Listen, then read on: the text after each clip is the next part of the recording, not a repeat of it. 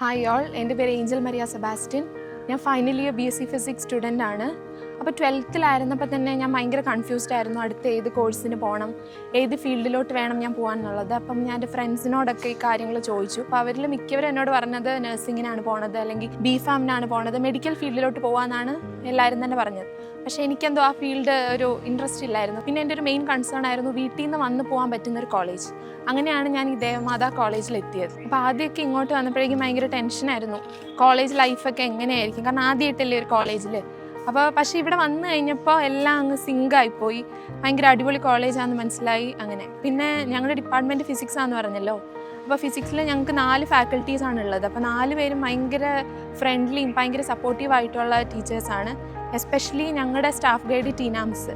നമുക്കൊരു അമ്മയോട് എന്തൊക്കെ തുറന്ന് പറയാവോ അതുപോലെ എല്ലാ കാര്യവും നമുക്ക് ഭയങ്കര ഓപ്പണായിട്ട് വെട്ടിത്തുറന്ന് പറയാൻ പറ്റുന്ന ഒരാളാണ് ടീനാംസ്.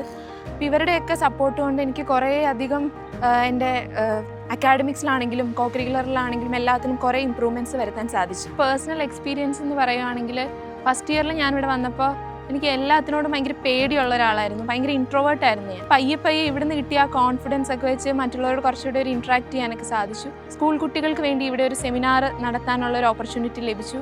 ഇൻ്റർനാഷണൽ കോൺഫറൻസ് നടത്തിയായിരുന്നു ഫിസിക്സ് ഡിപ്പാർട്ട്മെൻറ്റ് ഓർഗനൈസ് ചെയ്ത്. അപ്പോൾ അതിൽ ആങ്കറിങ് ചെയ്യാൻ സാധിച്ചു. അപ്പോൾ ഇതൊക്കെ എൻ്റെ ഉള്ളിലെ പ്രസൻറ്റേഷൻ സ്കിൽസും അതുപോലെ തന്നെ പബ്ലിക് സ്പീക്കിംഗ് സ്കിൽസും ഇതൊക്കെ ഒന്നുകൂടെ ഒന്ന് പോളിഷ് ചെയ്ത് മറ്റുള്ളവരുടെ മുന്നിൽ പ്രസൻറ്റ് ചെയ്യാൻ സാധിച്ചു. ഈ കോളേജിൽ വന്നതിന് ശേഷമാണ് എനിക്ക് എന്നിലെ ഏറ്റവും ബെസ്റ്റ് വേർഷനെ മറ്റുള്ളവരുടെ മുന്നിൽ പ്രസൻറ്റ് ചെയ്യാൻ സാധിച്ചത്.